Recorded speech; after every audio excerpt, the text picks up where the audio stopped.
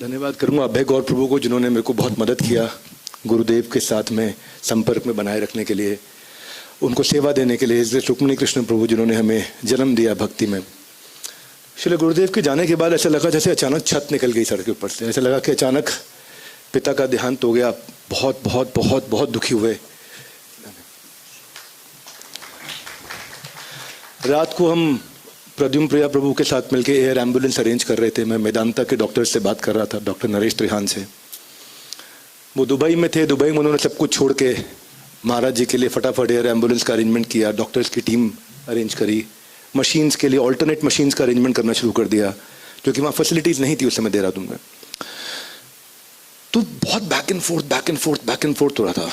तो मैं मन से एक जगह पे थोड़ा परेशान होने लगा कि कोई डिसीजन नहीं ले पा रहा है वहाँ। फिर उन्होंने मुझे रात को 12:30 बजे फ़ोन किया डॉक्टर ने, मेदांता के। बोले डॉक्टर बिंद्रा आप ना, क्योंकि उनसे प्रेम करते हो, मैं आपको बता देता हूँ असलियत क्या है। असलियत यह है कि he will not survive till morning, इसीलिए कोई डिसीजन नहीं ले रहा है अभी।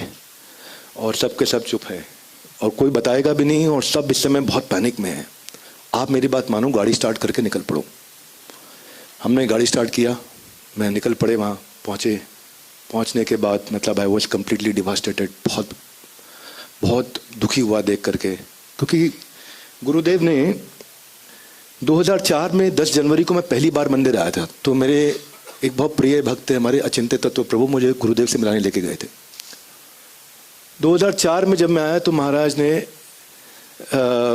मतलब तभी से ना कुछ बहुत स्पेशल मर्सी देना शुरू किया। थोड़े दिनों बाद भक्ति सिद्धांत सरस्वती ठाकुर का आविर्भाव था या तिरुभाव था। मैं कॉलेज से आया था, पैंट शर्ट में था। तो महाराज ने देख लिया सब अभिषेक कर रहे हैं, तो महाराज ने बोला आप अभिषेक करो। तो जीता मित्र प्रभु ने मना कर दिया कि पैंट शर्ट में नहीं कर सकते, ये मंदिर का नियम नहीं है। तो ठीक किया प्रभु जी ने, नियम से चलना चाहिए। तो प्रभु जी को धन्यवाद उसके लिए। लेकिन महाराज आए और बोले इनके लिए मैंने नियम बदल दिया है। तो अब आप कॉजलेस मर्सी को समझ सकते हैं कि कोई नया है, उसको कोई जानता नहीं है, अभी मंदिर में छोटा बच्चा कॉलेज में पढ़ता है, ऐसे गुरुदेव बोले किसी के लिए, इनके लिए मैंने नियम तोड़ दिया। तो फिर महाराज ने मुझे बुलाया और फिर बोला कि मालूम है तुम्हारे लिए मैंने नियम क्यों तोड़ा हूँ। अब मैं ये बात महाराज जी के सामने बोलूँगा, मना कर देंगे, है ना। पर श्रील गुरुदेव आपसे मैं परमिशन ले करके कहना चाहता हूँ। वो बोले तुम्हारे लिए नियम इसलिए तोड़ा क्योंकि मैं तुम्हें पिछले जन्म से जानता हूँ। तो हमारे महाराज जी की एक आदत है।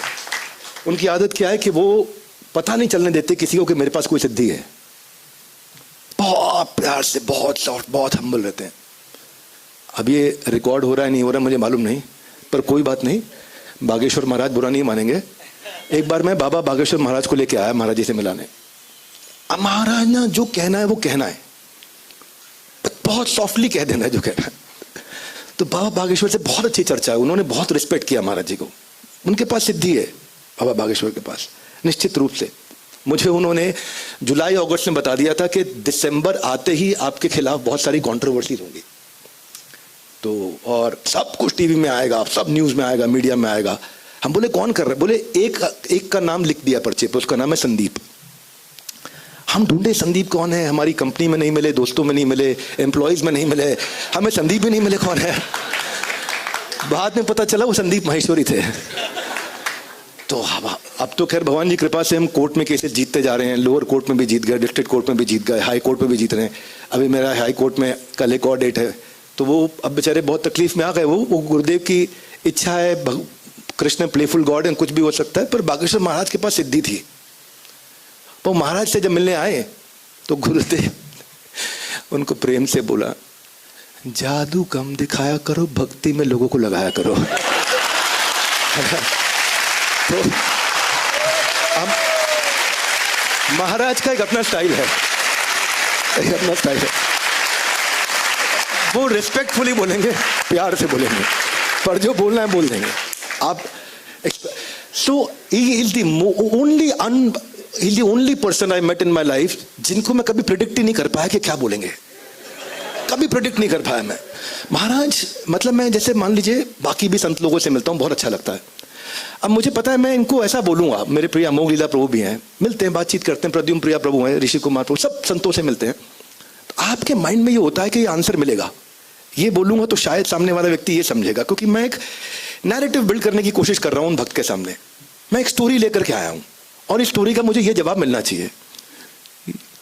ये खाली गुरुदेव है जिनको मैं कभी प्रिडिक्ट नहीं कर पाया।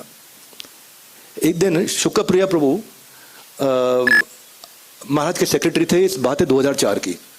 पंजाबी बाग इस्कॉन मंदिर से बड़े मंदिर आना था, तब मैंने नई नई सेकंड हैंड कार खरीदी थी। मैं होम ट्यूशन पढ़ा करता था।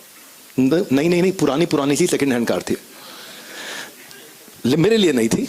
तो मैंने महाराज जी से बोला ऐसे ऐसे कि would you like to travel in my को। तब प्रभु जी लोग लेके जाया करते थे महाराज जी को, राष्ट्रीय प्रभु वगैरह सब। तो मैं अभी नया नया था। महाराज ने बोला you are my Bhagavad Gita star, I will go with you.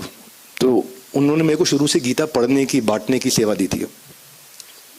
तो जब अब शुक्रप्रिया प्रभु से पूछूं कितनी देर है निकलने में, बोले बस एक किसी भी मिनट निकल जाएंगे। अब मेरी गाड़ी में डीजल नहीं है और वो बोले कि बहुत जल्दी पहुंचना है, रास्ते में नहीं रोक सकते आप पेट्रोल भरवाने के लिए, गाड़ी में डीजल है नहीं। मैं बोला आप बोल रहे हो निकल रहे निकल नहीं रहे महाराज जी, बहुत टाइम है। मैं कहा मैं 10 मिनट में भरवा के आ जाऊंगा। निकल जाएंगे, फिर तुम्हारे हाथ से मौका गया। अब शुक्रप्रिया प्रभु प्रेशर डाले जा रहे, हाँ अब मैं नहीं निकल पाया। हैं शुक्रप्रिया प्रभु इधर, आप कहाँ हैं? धन्यवाद रिमेम्बर। अब फाइनली महाराज 1.25 घंटे के बाद निकले, पर शुक्रप्रिया प्रभु बोले कि बस अगले मिनट निकल रहे, खड़े हो चुके हैं, हिलना मत यहां से। 1.25 घंटे बाद महाराज जी निकले। अब दिक्कत ये हुई, तब हम फ्लाईओवर पे चढ़े। अब मैं कभी एसी बंद करूं कभी ऑन करूं, क्योंकि मुझे लग रहा है पेट्रोल ज्यादा खर्च हो जाएगा। अब पेट्रोल ज्यादा खर्च हो जाएगा तो गाड़ी बंद हो जाएगी। गाड़ी बंद हो गई तो डबल पिटाई है। बंद हो गई तो अब महाराज जी को रास्ते में कहाँ रोकेंगे, तो डबल पिटाई। और अगर बंद नहीं चाहते नहीं हुए तो मैं कभी एसी बंद कर दूं, फ्लाईओवर के नीचे उतरते उतरते मैं गाड़ी का इंजन बंद कर दूं कि थोड़ा पेट्रोल और बच जाए, पहुंच जाए बस किसी तरीके से। फिर मैं घबराहट में महाराज जी से पूछा, मैं कहा महाराज would you prefer air condition on or off? अब महाराज जी को समझ तो आ गया था कुछ चक्कर है, तो मेरी तरफ देखे और ऐसे किया, सर्दी गर्मी सुख दुख मान अपमान से मुझे कोई फर्क नहीं पड़ता। तो अब क्वेश्चन आप कुछ और पूछ रहे हो कि एसी ऑन रहे। तो महाराज हमारे ऑफिस आए और ऑफिस आके बोले ऐड 1 बड़ा टू बड़ा business every year, make it बड़ा बड़ा business, next year make it बड़ा बड़ा बड़ा बड़ा बड़ा बिजनेस, एंड देन बड़ा बड़ा बड़ा बड़ा बड़ा बड़ा बड़ा, you will become number 1 in the world.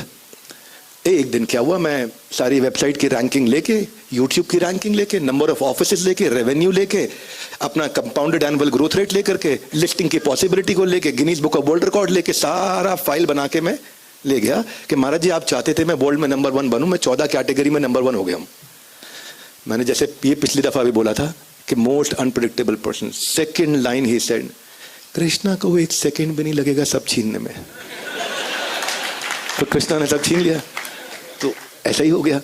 तो ही is the most unpredictable person. मैं आपको ये जरूर शेयर करना चाहूंगा कि अगर वेदव्यास प्रभु आप इसको समझोगे, अगर गुरुदेव के रीजन के जो मंदिर थे अगर उनकी लिस्टिंग हो जाए और उनका स्टॉक प्राइस डिसाइड हो जाए, तो मैं अपनी जिंदगी की सारी कमाई गुरुदेव के मंदिरों की स्टॉक प्राइस की ग्रोथ में लगा दूंगा। कोई best return of capital employed, best ROI, सबसे अच्छा कैगर, सबसे तेजी से बनाने वाले मंदिर, सबसे तेज ग्रोथ। और आरओआई ऐसा है इसका कि एक मंदिर तैयार हो गया, अब अगले 500 साल तक ये मंदिर चलेगा ना।